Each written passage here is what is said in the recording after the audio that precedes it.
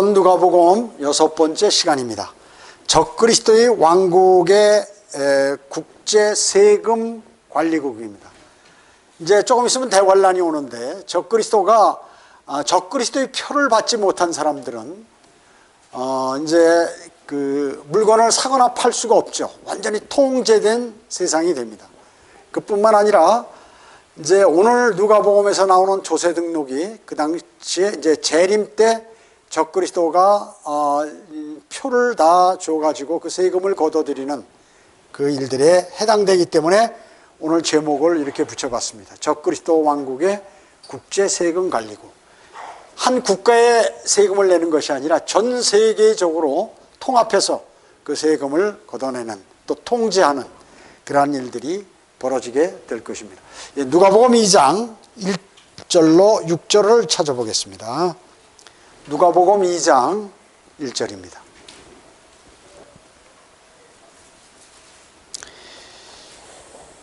당시에 카이사 아구스토로부터 한 칙령이 내려 로마 황제가 이제 칙령을 내렸죠. 온 세상이 조세 등록을 하게 되었는데 이 조세 등록은 쿠레뇨가 시리아의 총독이었을 때 처음 실시된 것이었더라. 조세 등록이라고 나왔는데 이제 개역 성경에는 호적이라고 나왔죠. 호적. 3절에 보면 그때 모든 사람이 각자 자기의 고향 성읍으로 조세 등록하러 가니라. 요셉도 갈릴리 나사렛 성읍에서 유대 다윗의 성읍 즉 베들레헴이라는 곳으로 가니 이는 그가 다윗 가문의 계열이기 때문이더라.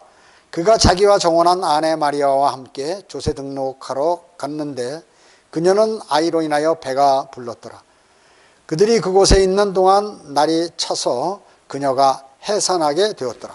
지금 만삭이 된 거예요. 곧 이제 애를 언제 낳을지 모르는데 약 160km 정도 되는 그 먼 길을 말이죠. 이렇게 가게 하는 거죠. 그 누가 그랬을까요? 사탄이 그냥 중간에 애를 낳게 만들든가 아니면 애 낳다가 거기서 길거리에서 죽든가 말이죠. 뭐 이렇게 만들려고 이렇게 하는 것이에요. 그리고 이제 미가서 5장 2절에 나와 있는 그 예언들을 다 없애기 위해서 사탄이 이 짓을 하죠. 예수 그리스도께서 탄생하기 전에 그 계보들에서 말이죠. 그 계보를 없애려고 엄청나게 노력을 했죠. 사탄이. 아브라함을 말이죠. 자기 멋대로 아브라함이 이집트로 가게 해서 자기 아내가 파라오의 아내가 될 뻔했고 말이죠. 그 후도 뭐 그런 일들이 어마어마하게 많았고 또 뭐 창녀들이 등장하고 뭐 여러 곳에서 일들이 벌어지게 됩니다. 마귀는 끊임없이 예수 그리스도께서 이 땅에 오시는 것을 막으려고 많이 이렇게 노력을 했죠. 자, 그러면 여기에 조세 등록이라고 이렇게 나옵니다. 조세 등록. 그런데 변개된 성경에는 등록이라든지 또 인구조사라든지 호적, 개역성경과 개역개정판은 호적으로 되어 있죠. 호적. 이렇게 되어 있는 것이죠. 왜 이렇게 변개시켰냐 하면 다니엘 11장 20절과 21절과의 연계를 단절시키기 위해서 이렇게 한 것이에요. 그 내용이 뭐예요? 여기 보면 그러면 그의 왕국의 영화 속에 세금을 거두는 자, 여기 세금을 거두는 자가 나오죠. 자가 그 자리에 서게 될 것이나 그는 며칠이 못되어 분노함이나 전쟁도 없이 멸망하게 되리라. 또 그 자리에 한 비열한 사람이 서리니 사람들은 그에게 왕국의 명예를 주지 아니할 것이나 그는 평화롭게 와서 술책으로 그 왕국을 얻을 것이며 이렇게 했습니다. 자, 모든 성경은 세 가지로 이렇게 적용할 수 있다고 그랬죠. 역사적인 적용. 이걸 보면 그 당시 그 다니엘이 있었던 그 당시의 역사적인 그러한 내용이에요. 그리고 이제 거기에 왕이 있었는데 그 왕이 이제 그 아들에게 첫째 아들에게 줬는데 그 첫째 아들이 뭐 이렇게 어떻게 죽었는지 누구에게 살해당했는지 모르게 죽어버리죠. 그러면 그 아들의 아들이 왕이 돼야 되는데 그 동생이 둘째 아들이 이제 왕이 되는 거예요. 그게 이제 바로 이 비열한 사람이 거기에 나게 되는 그 역사적인 것이거든요. 그 사람들이 이제 세금을 엄청 거두려고 한 것이죠. 시리아 왕들이요 말이죠. 그런데 갑자기 그 죽어버리는, 급사해버리는 거예요. 그러니까 한 사람이 거기서 그 아들이 왕이 돼야 되는데 그 동생이 왕이 되는 것이에요. 그래가지고 그걸 속여서 술책으로 평화롭게 하고 해서 자기가 이제 정권을 잡아버리는 이러한 내용이 역사적인 내용이에요, 시리아에. 그런데 이것은 이제 교리적으로는 뭐냐 하면 나중에 이제 대환란 때 적그리스도, 이 비열한 사람 적그리스도가 나타나서 이제 이와 같이 세금을 막 걷어들이고 사람들을 못 살게 하고 처음에는 평화를 유지해서 그 자리를 딱 차지해 놓고 이런 핍박과 그리고 세금을 걷어내는 그 일을 할 것이라는 이러한 내용을 없애기 위해서 호적이라고 바꿔버린 거예요. 인구조사나 인구 센서스라든지 뭐 이런 걸로 바꿔서 한 것이에요. 그러나 우리 한글 킹제임 성경은 어떻게? 조세 등록이에요. 조세 등록을 정확하게 한 것이죠. 자, 요한계시록 13장 16절에서 18절 보면요, 찾지 마시고요. 여기에 보면 이제 이게 뭐가 나왔습니까? 적그리스도가 나죠. 그가 적그리스도예요. 그 요한계시록은 대부분이 대환란에 관해서 4번 반복하죠. 4번 반복합니다. 그래서 여기서 그라는 것은 적그리스도, 모든 자, 즉 작은 자나 큰 자, 부자나 가난한 자, 자유자나 종이나 그의 종들의 오른손이나 그의 이마에 표를 받게 하고 이렇게 얘기하죠. 그리고 그 표나 짐승의 이름이나 그 이름의 숫자를 지닌 사람을 제외하고는 아무도 사거나 팔 수 없게 하더라. 그러니까 이 표를 받지 않으면 물건을 살 수가 없어요. 또 물건도 팔 수도 없고. 그러니까 모두가 이 표를 받아가지고 이제 그 적그리스도가 사람들을 꼼짝 못하게 통제하는 것이죠. 지혜가 여기 있으니 지각 있는 자는 그 짐승의 숫자를 헤아려보라. 그것은 한 사람의 숫자, 한 사람이라 그래요. 사람, 적그리스도. 사람의 숫자니 그 숫자는 666이니라. 예수 그리스도가 이 땅에 육신의 모습으로 온 것이 뭐예요? 경건의 신비죠. 사탄이 이 땅에 사람의 모습을 입고 내려오는, 대환란 때 내려오는 사람이 적그리스도다. 이거 불법의 신비예요. 경건의 신비, 불법의 신비. 그것을 얘기하는 게 한 사람을 얘기하는데 그것이 짐승이란 이름으로 요한계시록에 나오는데 적그리스도다 하는 것입니다.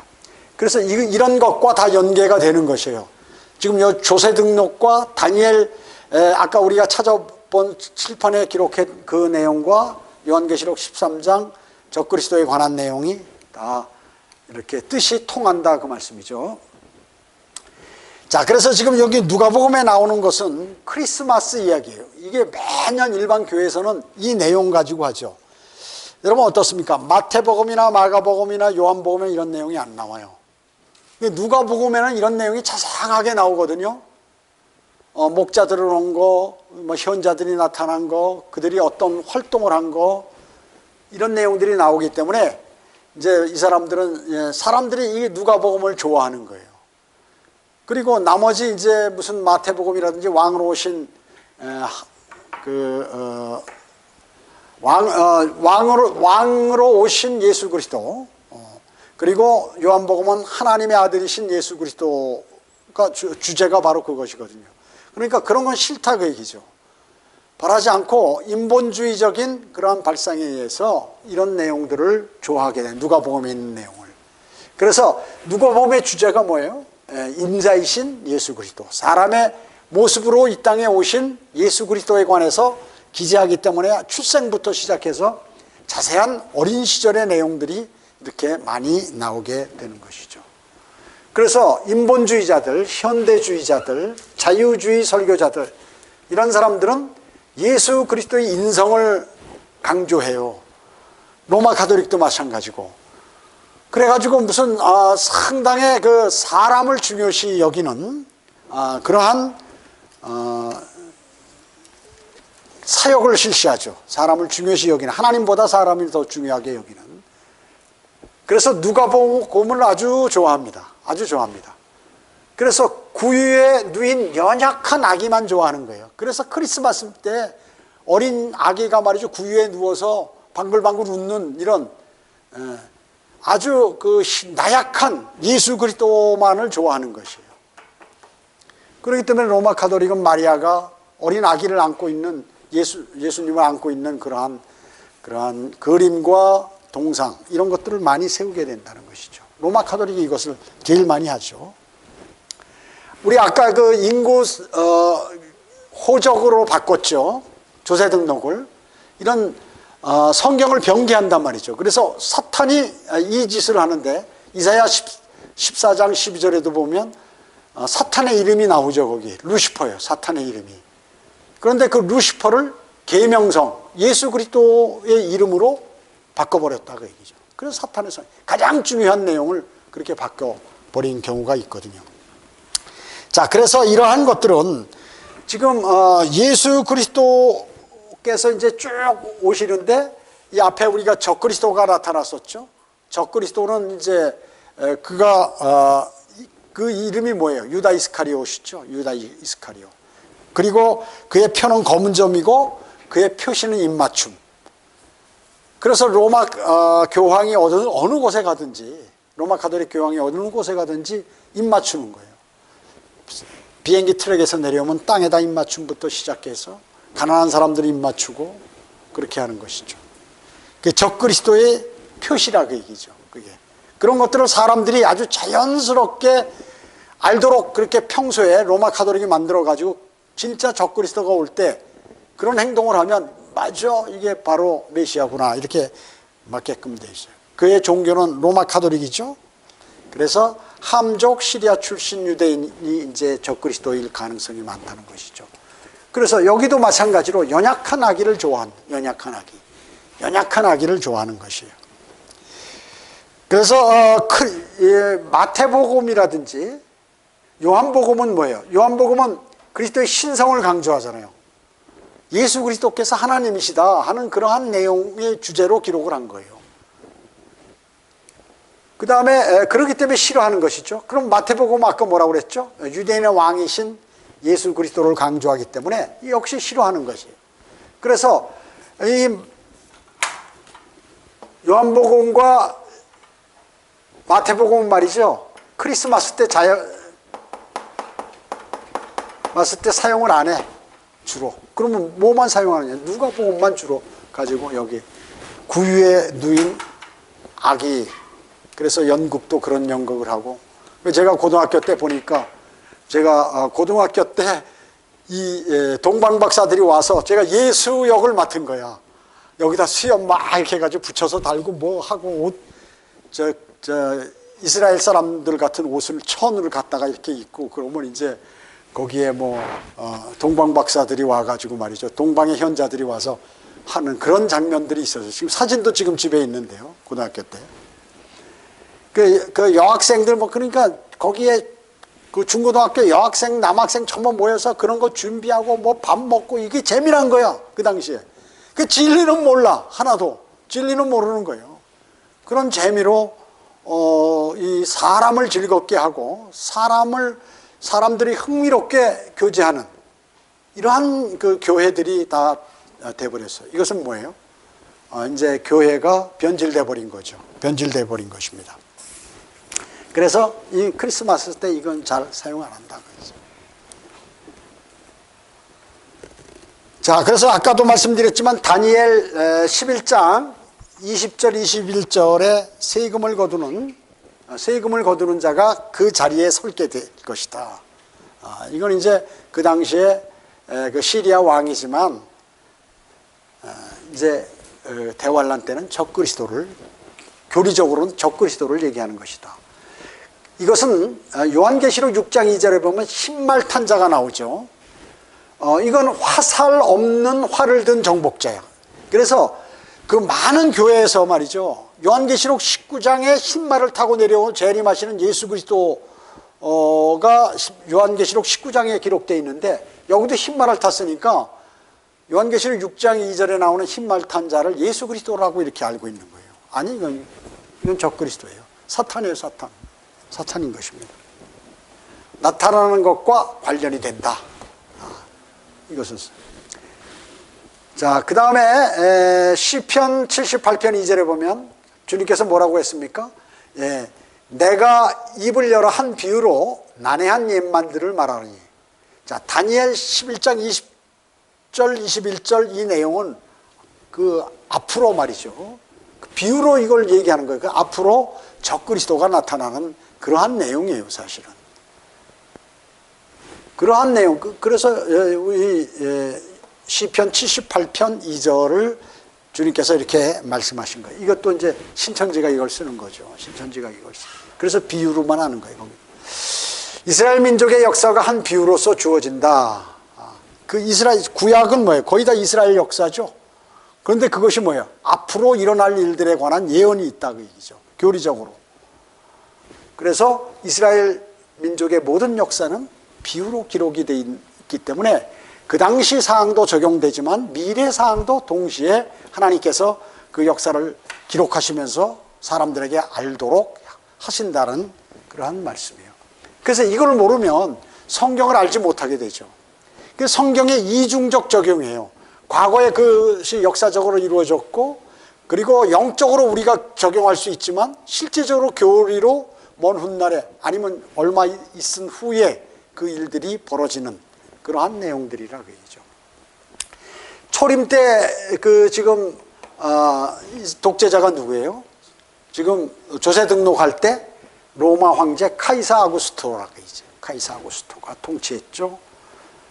그 당시 국제 언어 통용 언어는 뭐예요? 헬라어, 그리스어예요. 그리스어.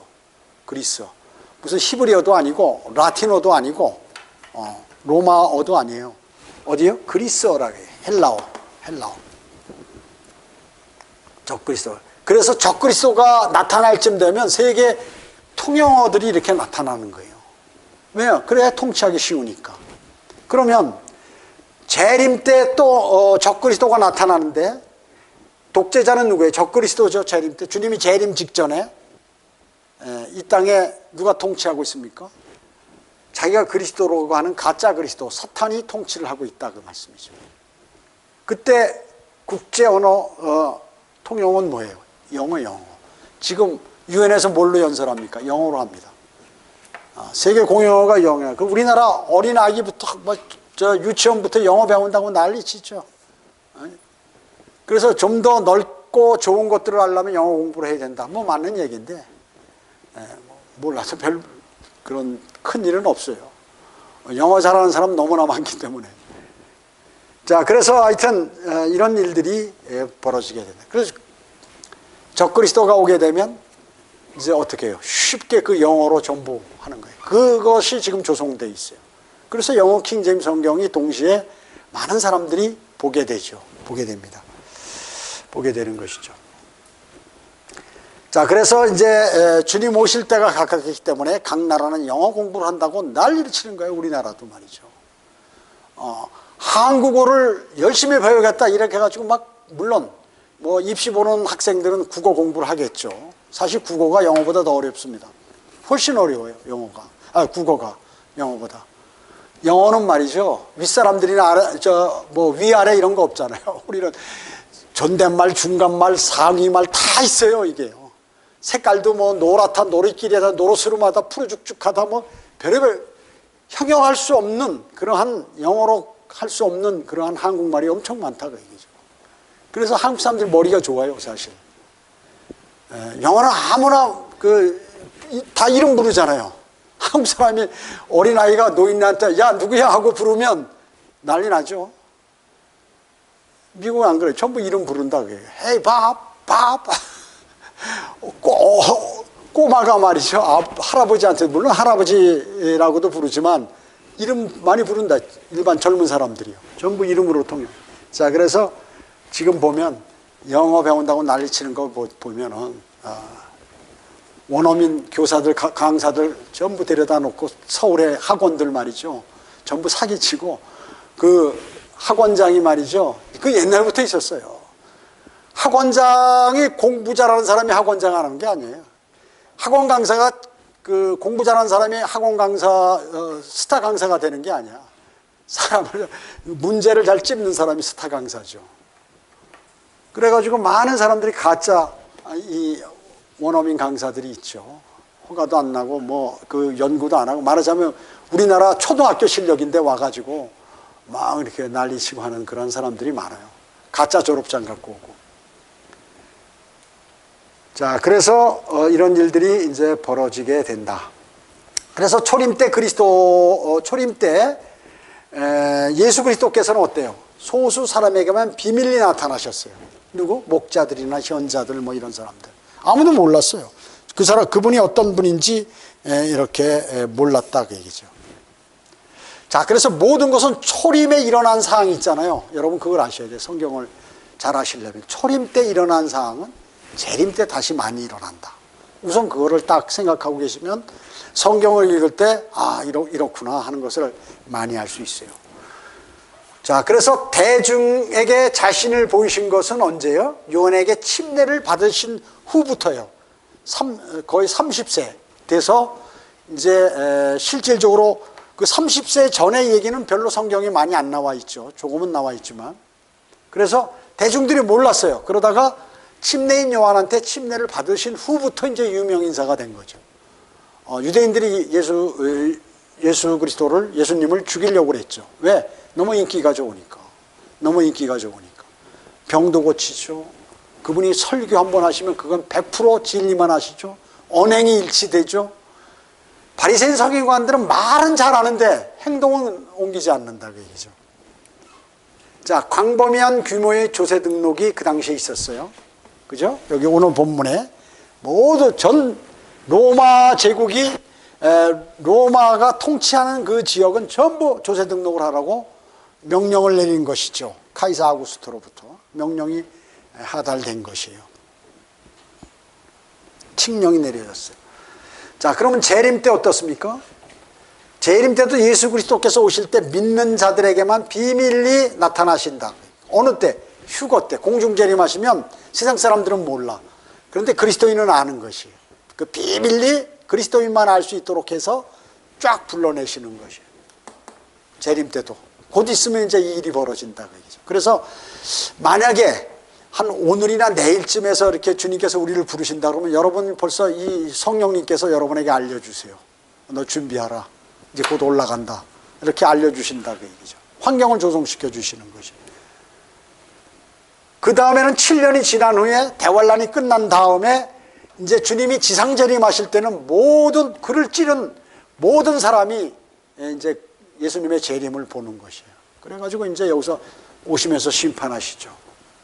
그래서 그때는 권능 가운데 오셔요. 권능. 초림 때는 나약하게 어린아이로 오셔가지고 그리고 선지자 임무를 수행하셨지만 이때는 왕으로 오신다는 것이에요. 현재는 뭘로 계세요? 제사장 임무를 수행하시는 것이죠. 우리의 기도를 중보하세요. 하나님 보좌 오른편에 앉으셔서 대제사장 역할을 하시는 것입니다. 그래서 예수 그리스도께서는 초림 때는 선지자, 현재 교회 시대 때는 제사장, 대제사장의 임무를 수행하시고 그리고 이제 재림 때는 왕으로 이 땅에 오시는 것입니다. 그래서 선지자, 왕, 그 다음에 선지자, 대제사장, 왕, 이 사람들은 뭐예요? 기름 부음을 받죠. 모두가 기름 부음을 받아요. 그 직책에 있는 사람들은. 누가 이와 같이 똑같이 되어 있습니까? 다윗왕이 그렇죠. 다윗왕이. 세 가지. 그래서 재림 전에도 광범위한 조세 등록이 적그리스도에 의해서 이루어질 것이다 하는 것을 오늘 본문은 교리적으로 말씀하고 있는 거예요. 아셨죠?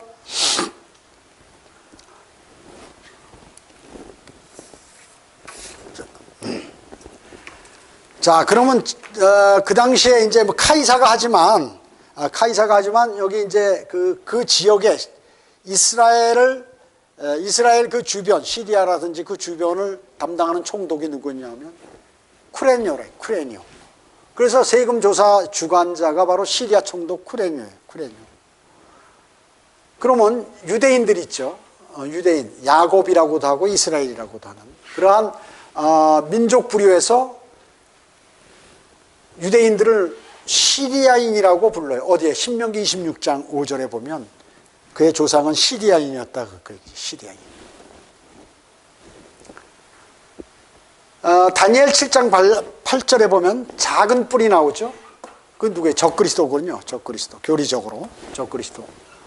근데 역사적으로 그 작은 뿔은 누구냐면 시리아 왕을 얘기하는 거예요. 누구? 안티오코스 에피파네스. 요 인간이라 그러죠. 여러분 이 사람을 주목해야 돼. 아주 잔인한 사람이에요. 잔인한 사람이고 교만한 사람이고 아주 뭐라 그럴까? 성정이 이상한 사람이에요. 적그리처럼 난리를 치고 막 세금 강제로 걷어내고 말이죠. 그 당시에 난리를 치는 것이죠. 그러니까 역사적으로 안티오쿠스 에피파네스가 시리아 왕인데 지금 다니엘 7장 8절은 역사적으로 그 사람을 얘기하는 것이고 이제 교리적으로는 적그리스도를 얘기하는 것이다 그 얘기죠. 멸망의 아들 요한복음 17장 12절 데살로니가 후서 2장 3절에 멸망의 아들이라고 나오죠. 유다 이스카리옷. 모압 땅 크리옷에서 왔죠. 유다 이스카리옷. 예수님 12제자 중에 한 명. 예수님을 팔아먹은 은30에 팔아먹은 자. 지금은 어디에 가 있어요? 끝없이 깊은 구렁에 가 있죠. 갇혀 있습니다. 그 영이 거기 갇혀 있어요. 적그리스도의 영이. 자, 크리옷 사람, 앞으로 나타날 독재자인데 그가 적그리스도가 시리아계 혼혈 유대인임을 경고한다 하는 거예요. 시리아계 혼혈 유대인임을 경고. 왜냐하면 유다 이스카리옷이 바로 그런 사람이니까. 멸망의 아들이라고 그랬죠. 그 멸망의 아들이 지금 어디가 있다고 그랬어요. 이 유다 이스카리ot의 영이 지구 땅덩어리 가운데 있는 끝없이 깊은 구렁에 갖다 거기 가둬버렸죠. 예수님께서 가둬버린 것이요. 얘가 이제 예수님께서 열쇠를 열어주니까 나중에 이제 대환란 때 나와서 이제 활개를 치는 거예요. 하늘에서 사탄의 혼과 그 다음에 적그리스도가 누군지 모르지만 그 사람의 몸으로 들어가고 지하에서는 유다 이스카리오 영이 나와가지고 영혼 몸을 갖춘 그러한 적그리스도로 이 땅에 나타나게 되는 것입니다.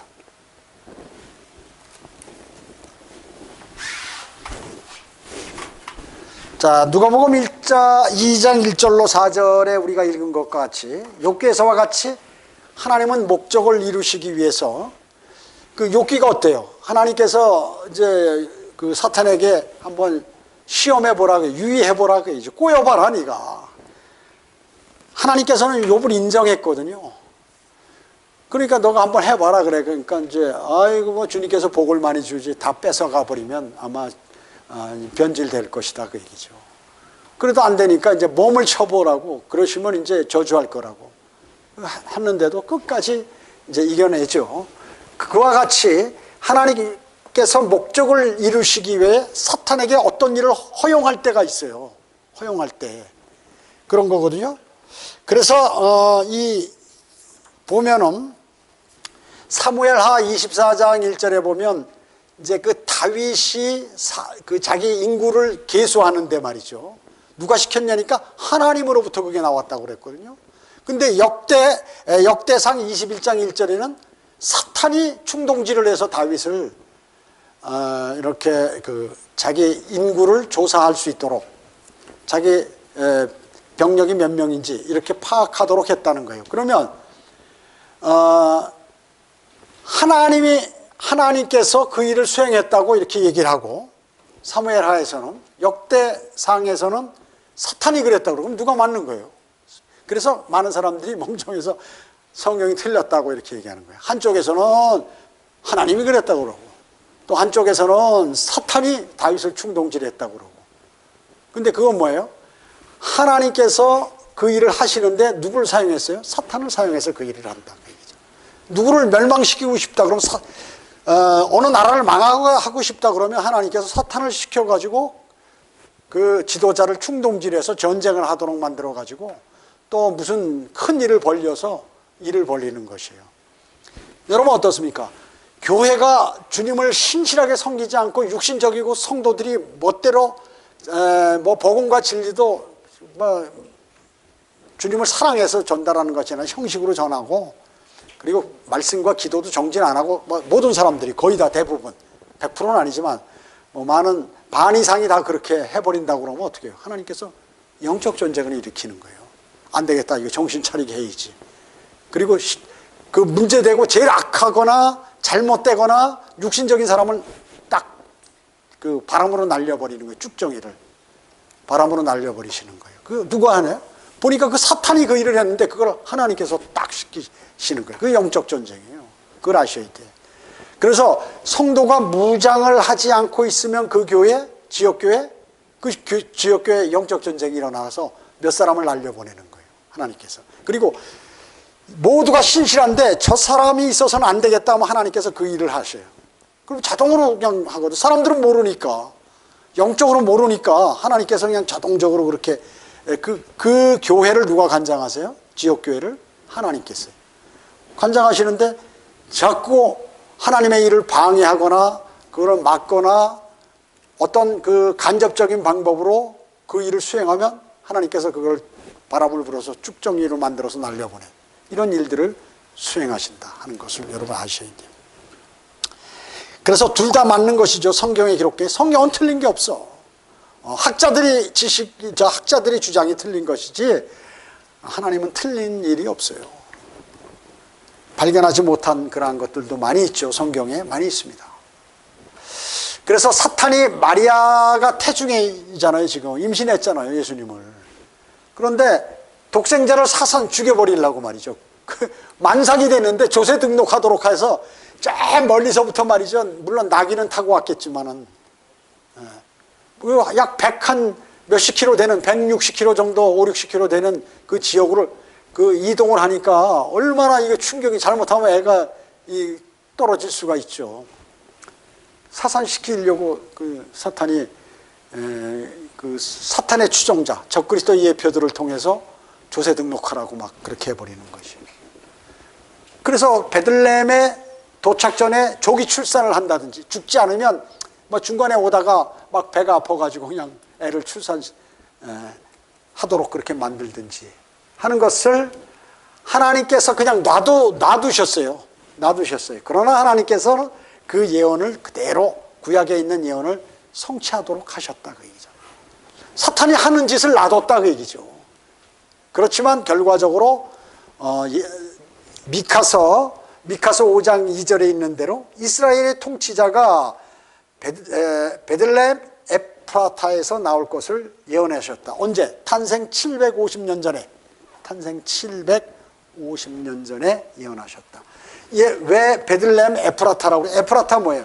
베들레헴의 또 다른 이름이죠.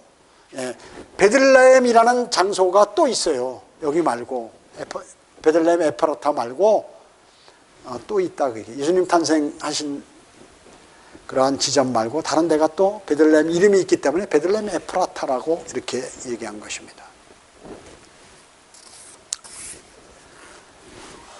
예수 그리스도에 관한 초림을 예언했죠. 어디서 이제 그 구약 성경에서요. 몇 개가 있다고 그랬죠? 예. 구체적으로 48가지 예수 그리스도가 탄생하실 예언들이 구약 성경에 예수 그리스도에 관해서 이렇게 48가지가 나와 있는데 그것은 예수님께서 탄생하시기 전 400년으로부터 1500년 전에 이미 구약 성경에서 예언하셨다 그 얘기죠. 피터 스토너라는 수학자가 있었어요. 이 사람이 이제 48가지 예언이 성취될 확률은 말이죠. 10의 157승분의 1이다. 예, 이렇게 얘기했어요. 10의 157승분의 1이다. 누가? 피터 스토너라는 수학학자가 이렇게 계산을 해보니까 이렇더라고요. 그 10에다가 동그라미 157개를 더한 확률이라 그 얘기죠. 이런 숫자를 셀 수 있나요? 20, 100, 1000만, 10만, 100만, 1000만, 억, 조, 경, 천경, 이렇게 더 이상 갈 수가 없어요, 거기서. 나중에 이제 공을 쳐서 이렇게 몇 승으로 이렇게 얘기를 해야죠. 자, 그래서 10의 157승분의 1만큼의 전자수가 있다고 그것을 다 수용한다면 지금 우주가 어마어마하게 크잖아요. 그런 우주 3개가 필요하다는 거예요. 이 숫자를, 이렇게 많은 숫자예요, 이게. 여러분, 지금 우주가 얼마나 커요? 우리 지구가 속해 있는 은하가 우리 은하야. 우리 은하. 그럼 우리 은하에는 별이 몇 개, 1000억 개나 있어.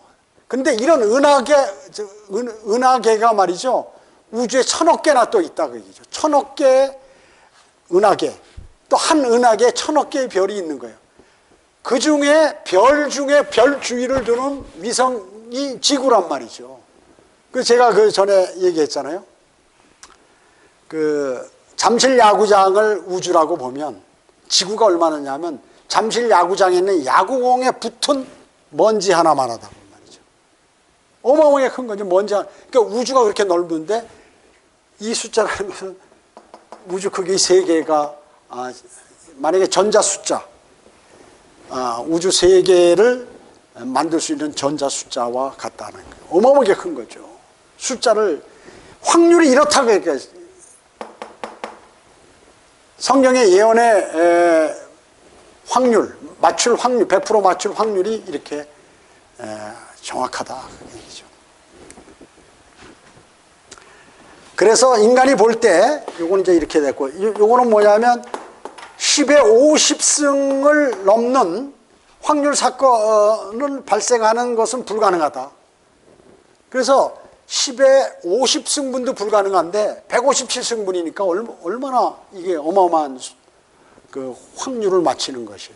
그래서 러커만 목사님이 그러잖아요. 무슨 와이키키 해변에 무슨 어떤 자기 백사장에서 와이키키 해변으로 비행기를 타고 가서 그 안에 이렇게 10m를 땅을 파고 자기 미국에서 갖고 온 모래 하나를 거기서 찾는 확률보다 더 어렵다. 그것을 성경에서 맞춘다 하는 것입니다. 그것을 말씀하고 있는 것이에요.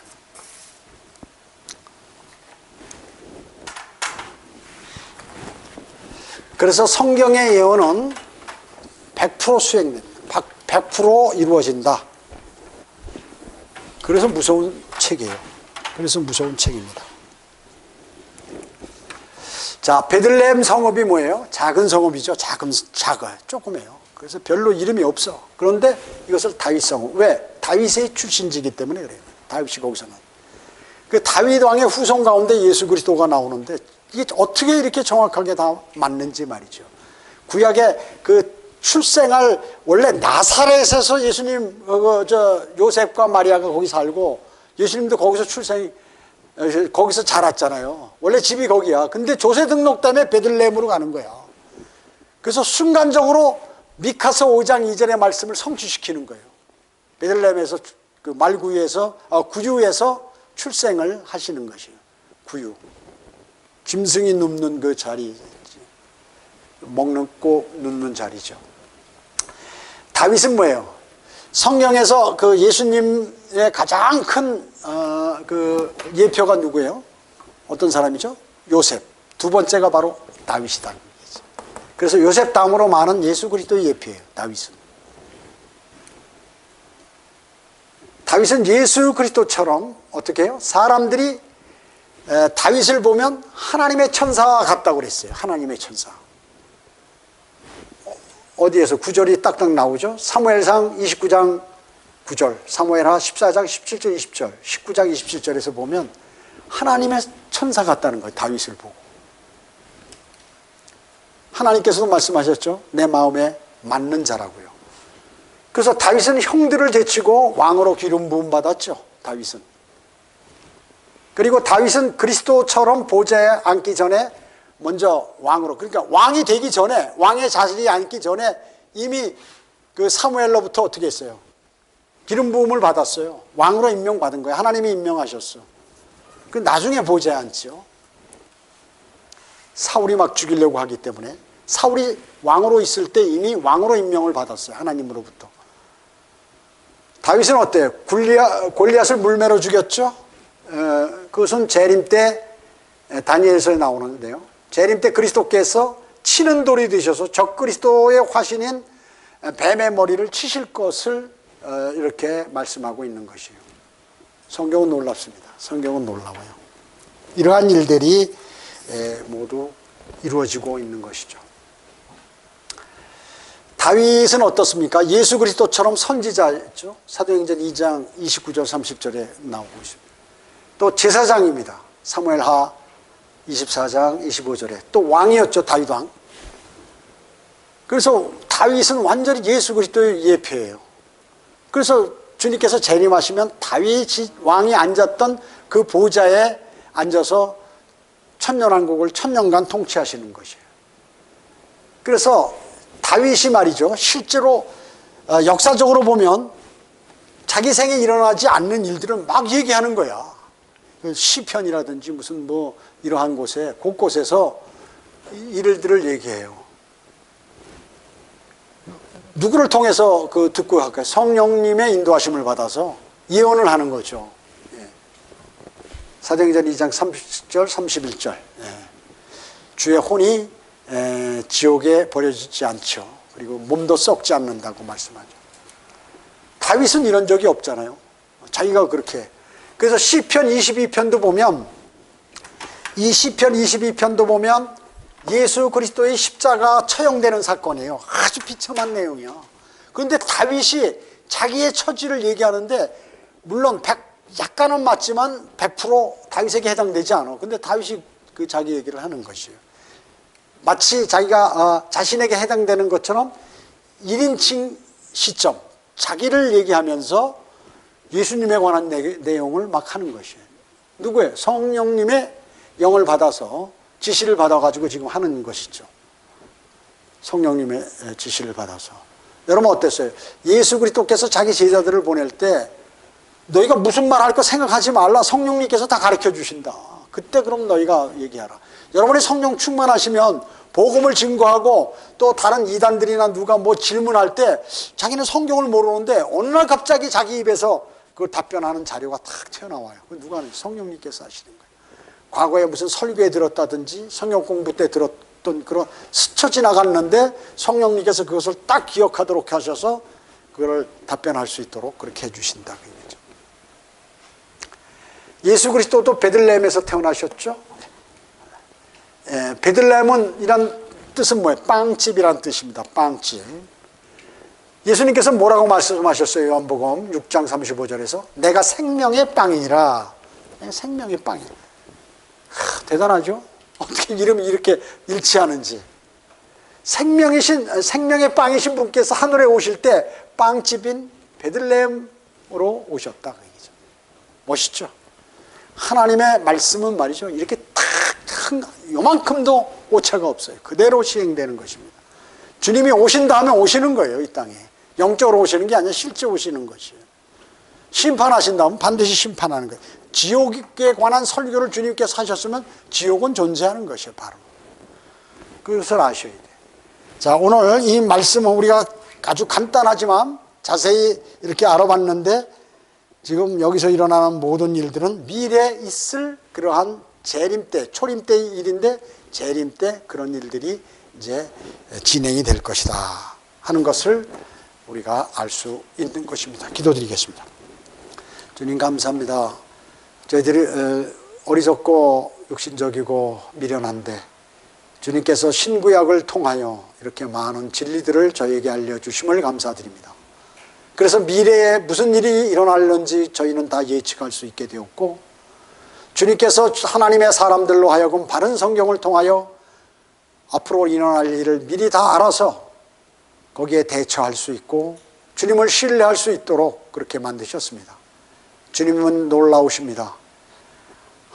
주님께서 말씀하신 그 말씀, 성경 말씀은 역사책이고 과거의 역사, 현재의 역사, 미래의 역사까지 모두 기록된 그러한 위대하신 책입니다. 그 책이 변개되거나 또 잘못되면 안 됩니다. 그래서 사탄은 주님의 말씀을 공격하고 바꿔버리고 변개시키고 이렇게 합니다. 바른 성경을 마음속에 담고 그 말씀을 마음속에 담고 그 믿음을 잘 견지하여 주님 오실 날 주님의 말씀대로 잘 살았나라고 주님께 간증할 수 있도록 인도해 주시기 원합니다. 흩어져서 기도할 때도 주님께서 함께 해 주셨길 바라오며 다시 오셔서 저희를 데려가실 주 예수 그리스도의 이름으로 기도드립니다. 아멘.